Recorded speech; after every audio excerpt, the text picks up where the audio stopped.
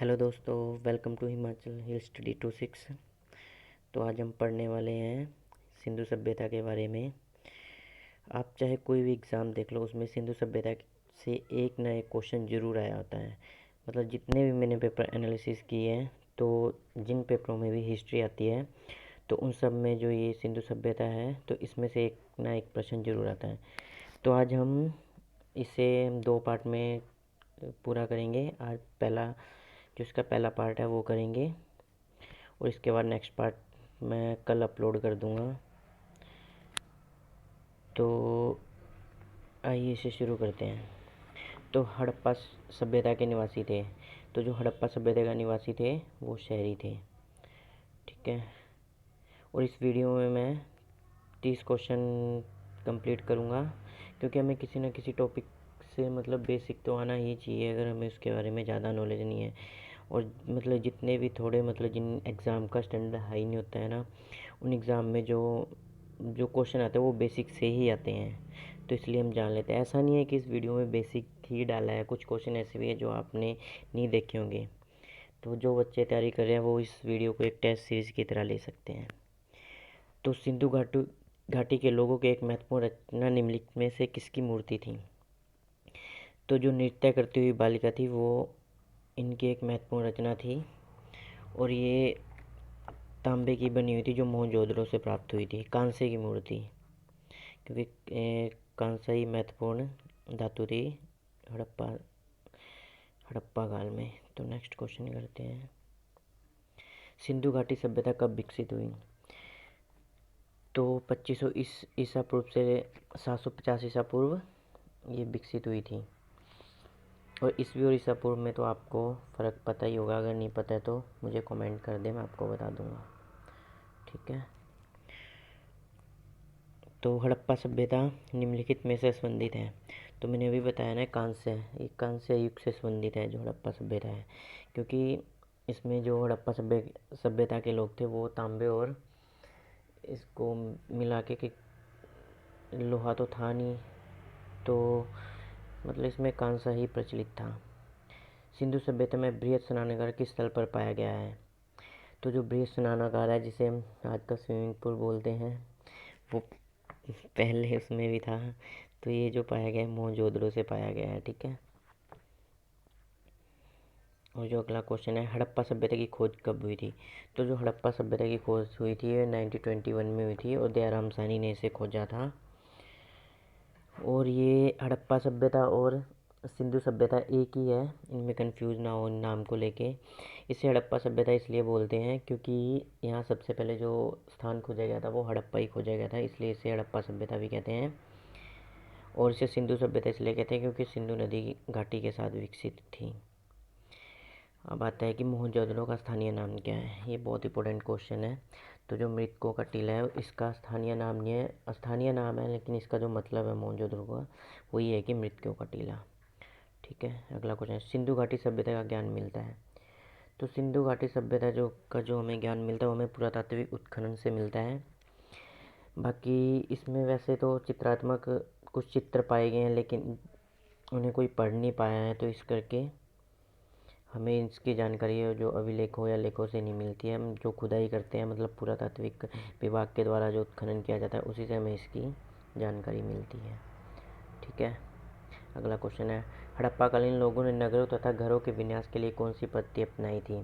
तो इसके लिए इन्होंने ग्रिड पद्धति अपनाई थी। मैं आपको बता दूंगा कि ये क्या होती थी जब मैं आपको डिटेल से वीडियो कराना शुरू करूँगा। अगला, सिंधु घाटी सभ्यता की लिपि कौन सी थी? तो इसमें ऐसे लिपि ऐसी थी कि इसमें चित्रात्मक कह सकते हैं हम, इसमें चित्र बने होते थे, और वो जैसे उर्दू नहीं लिखी जाती है दाएं से बाएं, तो ऐसे लिखी जाती थी ये। तो मिले तो हैं, लेकिन इससे कोई पढ़ नहीं पाया है, तो फिर इसलिए हम कह सकते हैं कि अभी तक पढ़ा नहीं जा सका है कि इसकी लिपि कौन सी है। अगर कभी किसी ने फ्यूचर में पढ़ ली तो हम बता सकते हैं कि इसकी लिपि क्या है। तो अगला क्वेश्चन है, सिंधु अर्थव्यवस्था की ताकत थी। तो सिंधु अर्थव्यवस्था की जो ताकत थी वो कृषि थी। कृषि के साथ पशुपालन भी करते थे, लेकिन जो सबसे बड़ी ताकत थी वो कृषि थी। कृषि में पशुपालन भी आ जाता है। सिंधु घाटी के लोग किस में विश्वास करते थे? तो जो सिंधु घाटी के लोग थे वो मातृ शक्ति में विश्वास रखते थे, क्योंकि यहाँ स्त्रियों की मूर्तियाँ ज़्यादा मिली हैं, मिट्टी की मूर्ति, तो इससे अनुमान लगाया जाता है कि मातृ शक्ति में इनका विश्वास था। ठीक है। अगला जो क्वेश्चन, सिंधु घाटी सभ्यता के लोगों की मुद्रा में किस देवता की आकृति चित्रित है? तो इसमें पशुपति नाथ की जो मूर्ति है वो चित्रित है, आकृति चित्रित है मुद्रा में। और जो ये पशुपति है इसे शिव के साथ, आद्य शिव के साथ इसका कंपेयर किया जाता है। सर जॉन मार्शल ने ये ऐसे संज्ञा दी थी कि पशुपति आद्य शिव है। सिंधु सभ्यता के सर्वाधिक पूरा स्थल कौन सा है? पूर्वी पूरा स्थल कौन सा है? क्योंकि जो सिंधु सभ्यता थी वो फैली हुई थी, जैसे उत्तर में थी वो फैली हुई J&K तक, जम्मू एंड कश्मीर तक, उसमें एक मांदा नाम की जगह है वहाँ। और अगर हम पश्चिम में देखेंगे तो सुतकांगेडोर जो बलूचिस्तान में है, पाकिस्तान में चला गया। और इधर पूर्व में जो थी वो था आलमगीरपुर, और ये हमारा पड़ता है मेरठ में, जिला मेरठ और यूपी में। ठीक है। और जो इसका जो दक्षिण में जो फैला हुआ था ये सिंधु घाटी सभ्यता, ये दाइमाबाद महाराष्ट्र तक फैली हुई थी। तो हमें चारों चीज़ें पता लग गई। ये उत्तर में, सी उत्तर में, और सुतकांगेड और पश्चिम में, और ये पूर्व में, और ये दाइमाबाद दक्षिण में। ठीक है। ये इनके मतलब स्थल थे, यहाँ तक ये फैली हुई थी। तो स्वतंत्रता के पश्चात भारत में सबसे अधिक संख्या में हड़प्पा युगीन स्थलों की खोज किस जगह की गई है? तो ये जो की गई है गुजरात में की गई है। ठीक है। और इसके बाद सिंधु घाटी सभ्यता विकसित अवस्था में निम्नलिखित किस स्थल से घरों में कुएं के अवशेष मिले हैं? तो ये मोहनजोदड़ो से मिले हैं। जो मिले हैं कुओं के अवशेष, ये मोहनजोदड़ो से मिले हैं, क्योंकि कुएं तो काफ़ी टाइम से आते हैं, तो उस समय भी थे। हड़प्पावासी किस वस्तु के उत्पादन में सर्वप्रथम थे? तो ये जो थे ये कपास के उत्पादन में सर्वप्रथम थे। कपास इन्होंने ही उगाई थी, बाकी जो भी उगाते थे, बाकी इन्होंने कपास भी उगाई थी। जो भी, इसमें काफ़ी ज़्यादा मतभेद है, मतलब जो वो जो वैज्ञानिक है वो कोई कपास बताता है, कोई जो बताता है, तो लेकिन इसका आंसर जो है वो कपास ही मिला है। हड़प्पा की मिट्टी के बर्तनों पर सामान्यतः किस रंग का उपयोग किया जाता था? तो ये लाल रंग का उपयोग किया जाता था। अगला क्वेश्चन है, किस हड़प्पाकालीन स्थल से प्राप्त जार पर चोंच में मछली, दवाई, चिड़िया एवं पेड़ के नीचे खड़ी लोमड़ी का चित्रण मिलता है, जो पंचतंत्र की लोमड़ी की कहानी के सदृश है? तो ये जो मिलता है लोथल से मिलता है। ठीक है। और लोथल से मिलता है, और लोथल से है कि चावल के दानों के साक्ष्य भी मिलते हैं। ठीक है, ये याद रखना है। ठीक है, अगला क्वेश्चन करते हैं। चुनदड़ों के उत्खनन का निर्देशन किसने किया था? तो J.H. माइके ने इसके उत्खनन का निर्देश दिया था। ठीक है। तो अगला क्वेश्चन है, सिंधु घाटी की सभ्यता की पहचान निम्न में से क्या है?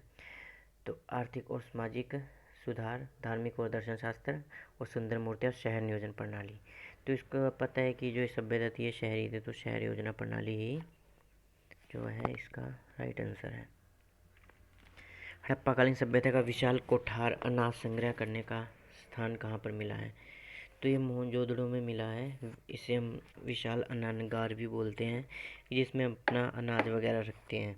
ये शायद इसलिए रखते थे कि फ्यूचर में अगर कभी काल पड़ता है या कोई भी विपदा आती है कि, तो उस वजह से ये इकट्ठा करके रखते हैं। सभी गाँव वालों से थोड़ा थोड़ा लेते थे और एक जगह रखते थे, तो यहाँ ये मिला है। ऐसा अनुमान लगाया कि ऐसा हो सकता है वहाँ। सिंधु घाटी की सभ्यता में घोड़े के अवशेष मिले हैं। तो जो सुरकोटरा से मिले हैं वो इसके घोड़े के अवशेष मिले हैं। तो इस प्रश्न से हम ये भी अनुमान लगा सकते हैं कि घोड़ा उस समय था, क्योंकि कभी प्रश्न आ जाता है कि उस समय कौन सा जानवर नहीं था, तो हमें पता लग जाएगा कि घोड़ा तो था ही, क्योंकि जब इसके अवशेष मिले हैं। तो किस स्थान में युगल शब्दांत द्विशब्द संस्कार का प्रमाण मिला है? तो जो मिला है ये लोथल से ही मिला है, और लोथल से मिला है तो मतलब इसका मतलब है कि युगल शब्दांत की पति पत्नी को इकट्ठे दफनाया गया है। तो इससे हम ये भी अनुमान लगा सकते हैं कि वहाँ सती प्रथा प्रचलित होगी। और अगला क्वेश्चन है, सिंधु सभ्यता में बृहद स्नानागार किस स्थल पर प्राप्त हुआ है? स्नानागार वही मोहनजोदड़ो से प्राप्त हुआ है, स्विमिंग पूल जो मैंने अभी आपको बताया, रिपीट हो गया शायद क्वेश्चन। हड़प्पा सभ्यता के किस स्थल से एक उन्नत जल प्रबंधन प्रणाली का पता लगता है? तो जो ये धोलावीरा से पता लगता है उन्नत जल प्रबंधन प्रणाली का।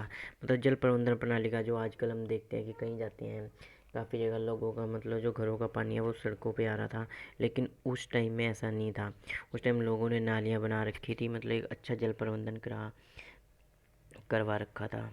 और ये जो धोलावीरा है गुजरात के कच्छ ज़िले में वर्तमान में है।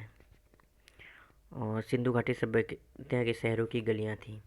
तो इनके जो शहरों की गलियाँ थी वो चौड़ी और सीधी थी, और ये उत्तर से दक्षिण और पूरब से पश्चिम जाते हुए एक दूसरे को समकोण पे काटती थी। मतलब ऐसा था कि जैसे आजकल चौराहा होता है, आप ऐसा इस तरह से समझ सकते हो। मोहनजोदड़ो कहाँ स्थित है? तो जो मोहनजोदड़ो है ये पाकिस्तान में स्थित है और सिंध प्रांत में। ठीक है, तो इसका ऑप्शन डी सही है। ठीक है। और अगला क्वेश्चन है, हड़प्पाकालीन लोगों को किसकी जानकारी नहीं थी? तो जो हड़प्पाकालीन के लोग जो उन्हें लोहे की जानकारी नहीं थी, और आज तक यहाँ से लोहे की खोज नहीं हो पाई है। हड़प्पाकालीन स्थलों में अभी तक किस धातु की प्राप्ति नहीं हुई है? तो अभी हमने पढ़ा ही है कि लोहे की प्राप्ति नहीं हुई है।